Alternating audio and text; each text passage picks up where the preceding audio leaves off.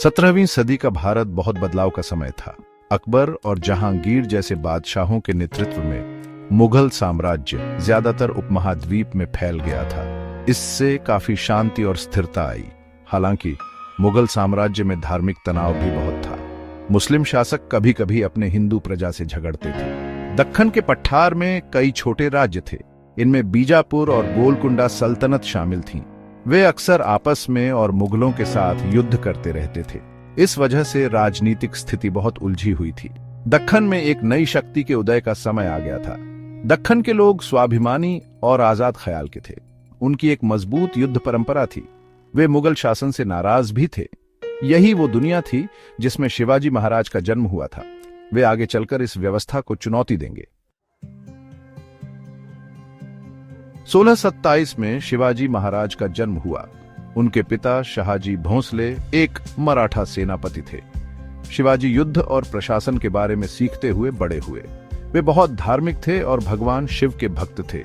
वे अपने समय की राजनीतिक विचारधारा से भी प्रभावित थे। उन्होंने चाणक्य और अन्य रणनीतिकारों की रचनाएं पढ़ी थीं। विदेशी शासन के तहत अपनी प्रजा की दुर्दशा से शिवाजी बहुत प्रभावित हुए। उन्होंने उन पर होने वाले अत्याचार देखे। वे उनकी आजादी के लिए तरसते थे। इसने मराठों के लिए एक स्वतंत्र मातृभूमि बनाने की उनकी महत्वाकांक्षा को हवा दी।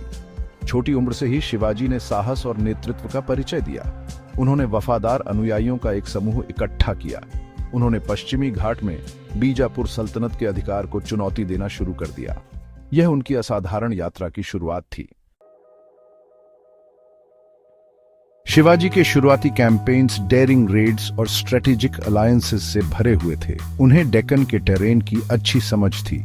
उन्होंने गेरिला वॉरफेयर का बखूबी इस्तेमाल किया। उन्होंने बीजापुर सल्तनत से कई फोर्ट्स जीते। 1647 में 20 साल की उम्र में शिवाजी ने स्ट्रेटेजिकली इंपॉर्टेंट टोरना फोर्ट पर कब्जा कर लिया। इस जीत ने उन्हें डेक्कन में एक मेजर प्लेयर के रूप में स्थापित किया। वे और फोर्ट्स जीतते रहे। उन्होंने एक मजबूत सेना बनाई। शिवाजी की कामयाबी ने बीजापुर सल्तनत को चिंतित कर दिया। उन्होंने उन्हें हराने के लिए एक बड़ी सेना भेजी, लेकिन शिवाजी ने उन्हें चकमा दे दिया। उन्होंने 1659 में प्रतापगढ़ के युद्ध में उन्हें हराया। इस जीत ने शिवाजी को मराठा लोगों का हीरो बना दिया। इसने वेस्टर्न घाट्स पर उनके नियंत्रण को मजबूत किया। 1674 में शिवाजी ने खुद को छत्रपति यानी सम्राट घोषित किया। उन्होंने एक स्वतंत्र मराठा राज्य की स्थापना की। इसने मराठा साम्राज्य की औपचारिक नींव रखी। शिवाजी महाराज की जो इतनी सारी मिलिट्री जीत हुई, वो उनकी अच्छी स्ट्रेटेजी की वजह से हुई। वो ये बात समझते थे कि स्पीड, मोबिलिटी और सरप्राइज बहुत जरूरी है। उनकी आर्मी छोटी थी, लेकिन बहुत अच्छी ट्रेनिंग वाली और मोटिवेटेड थी। वो ट्रेडिशनल वॉरफेयर और गोरिल्ला टैक्टिक्स दोनों इस्तेमाल करते थे। शिवाजी के टैक्टिक्स में ये सब था। गोरिल्ला वॉरफेयर डेक्कन के ऊबड़ खाबड़ इलाके का फायदा उठाकर शिवाजी की फौजें हिट एंड रन, घात लगाकर हमला और तेजी से पीछे हटना, ये सब करती थी, जिससे बड़ी दुश्मन सेनाओं को बहुत परेशानी होती थी। फोर्ट वॉरफेयर किलों की स्ट्रेटेजिक इंपॉर्टेंस को समझते हुए शिवाजी ने कई मजबूत किलों पर कब्जा कर लिया और उन्हें और मजबूत बनाया। ये किले डिफेंस के लिए बेस का काम करते थे और यहीं से वो पलटवार भी करते थे। कैवलरी रेड्स, शिवाजी की कैवलरी अपनी स्पीड और मोबिलिटी के लिए बहुत फेमस थी। इसकी वजह से वो दुश्मन के इलाके में बहुत जल्दी हमला कर सकते थे, उनके सप्लाई लाइंस तोड़ सकते थे और उनके हौसले पस्त कर सकते थे। शिवाजी के सबसे ज्यादा दिलेर कामों में से एक था डेक्कन के मुगल गवर्नर शाइस्ता खान पर हमला। 1667 में शिवाजी और उनके आदमी पुणे शहर में घुस गए, जहां बहुत सिक्योरिटी थी। उन्होंने शाइस्ता खान पर उसी के महल में हमला किया। इस दिलेर हमले ने मुगलों को हिलाकर रख दिया और शिवाजी की रेपुटेशन और बिया राज गई। भाग 5, शासन और सुधार, मराठा प्रशासन के स्तंभ। शिवाजी महाराज सिर्फ एक महान योद्धा ही नहीं थे, वो एक कुशल प्रशासक भी थे। उन्होंने एक मजबूत और कारगर सरकार की नींव रखी। उन्होंने मंत्रियों की एक परिषद बनाई जिसे अष्टप्रधान मंडल कहा जाता था। हर मंत्री का एक खास काम होता था। शिवाजी महाराज ने कई महत्वपूर्ण सुधार लागू किए। सबसे पहले उन्होंने जमीन की पैदावार के आधार पर एक नई और बेहतर राजस्व व्यवस्था शुरू की। इससे राज्य के लिए आमदनी का एक निश्चित स्रोत बन गया और साथ ही किसानों पर बोझ भी कम हुआ। इसके बाद उन्होंने सेना का आधुनिकीकरण किया, जिसमें वंश परंपरा की बजाय प्रशिक्षण, अनुशासन और योग्यता पर जोर दिया गया। उन्होंने समुद्री शक्ति के महत्व को समझते हुए एक नौसेना भी स्थापित की। न्याय के मामले में शिवाजी महाराज ने हिंदू कानून पर आधारित एक निष्पक्ष और कुशल न्याय व्यवस्था की स्थापना की। उनका उद्देश्य भ्रष्टाचार को कम करना और सभी के लिए शीघ्र न्याय सुनिश्चित करना था। अंत में उन्होंने प्रशासन में मराठी भाषा के इस्तेमाल को बढ़ावा दिया, जिससे उनकी प्रजा एक साझा पहचान के तहत और भी एकजुट हो गई। इन सुधारों ने मराठा राज्य को मजबूत बनाया। इन्होंने इसके भविष्य के विस्तार की नींव रखी। छठा भाग, एक नेता की विरासत, शिवाजी का स्थायी प्रभाव। शिवाजी महाराज का देहांत 1680 में हुआ था। वो साहस, दृढ़ संकल्प और सुशासन की विरासत छोड़ गए। उन्हें भारत में एक राष्ट्रीय नायक के रूप में याद किया जाता है।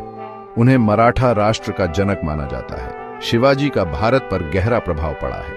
आजादी की प्रेरणा उन्होंने मराठों और विदेशी शासन के अधीन अन्य समुदायों में स्वतंत्रता की भावना जगाई। सैन्य प्रतिभा, उनकी अभिनव सैन्य रणनीति और युद्ध कला का आज भी अध्ययन और प्रशंसा की जाती है। समाज सुधारक, शिवाजी ने कठोर जाति व्यवस्था को चुनौती दी और सामाजिक समानता को बढ़ावा दिया। संस्कृति के संरक्षक, उन्होंने कला, साहित्य और वास्तुकला को प्रोत्साहित किया, जिससे मराठी संस्कृति का विकास हुआ।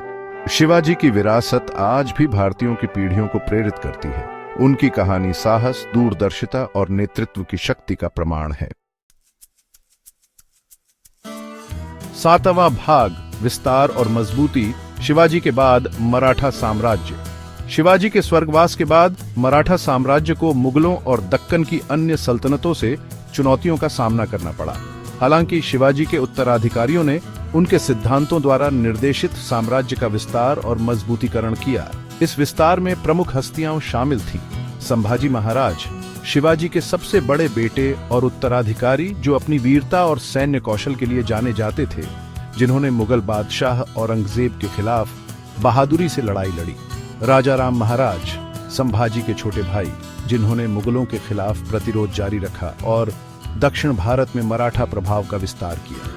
ताराबाई, राजा राम की पत्नी, एक कुशल प्रशासक और सैन्य रणनीतिकार, जिन्होंने अपने बेटे के लिए रीजेंट के रूप में शासन किया और मुगल सत्ता को प्रभावी ढंग से चुनौती दी।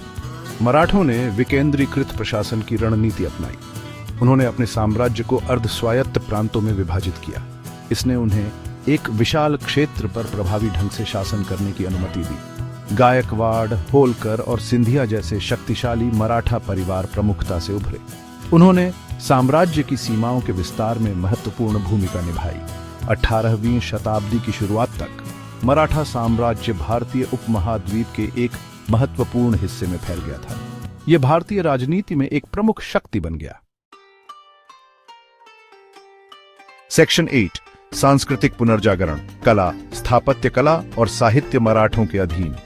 मराठा साम्राज्य में एक सांस्कृतिक पुनरुत्थान देखा गया। मराठा शासक कला, स्थापत्य कला और साहित्य के संरक्षक थे। उन्होंने इन क्षेत्रों में एक विशिष्ट मराठा शैली के विकास को प्रोत्साहित किया। किले मराठे अपने प्रभावशाली किलों के लिए जाने जाते थे।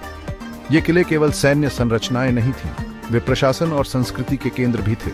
मंदिर, मराठा शासकों ने कई मंदिरों का निर्माण और जीर्णोद्धार भी किया।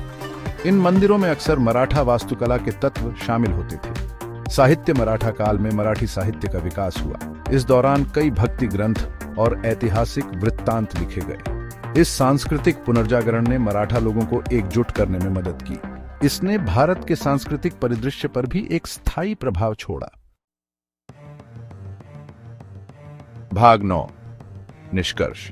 भारतीय इतिहास में मराठा साम्राज्य का स्थान। मराठा साम्राज्य शिवाजी महाराज और उनके उत्तराधिकारियों की दृष्टि और साहस का प्रमाण है। यह एक शक्तिशाली शक्ति के रूप में उभरा जिसने मुगल साम्राज्य को चुनौती दी। इसने एक सदी से भी अधिक समय तक भारत के राजनीतिक परिदृश्य को आकार दिया। मराठा साम्राज्य की विरासत बहुआयामी है। राष्ट्रवाद, विदेशी शासन के खिलाफ मराठों की लड़ाई ने भारतीयों में गर्व और राष्ट्रवाद की भावना पैदा की।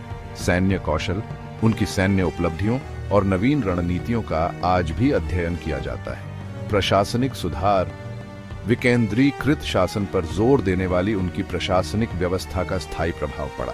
सांस्कृतिक पुनरुत्थान, मराठा काल में कला, वास्तुकला और साहित्य का उत्कर्ष हुआ। आंतरिक संघर्षों और बाहरी दबावों के कारण 18वीं शताब्दी के अंत में मराठा साम्राज्य का पतन हो गया। हालांकि भारतीय इतिहास पर इसका प्रभाव निर्विवाद है। यह अपने लचीलेपन, स्वतंत्रता की भावना और भारत की समृद्ध और विविध संस्कृति में योगदान के लिए प्रेरणा का स्रोत बना हुआ है।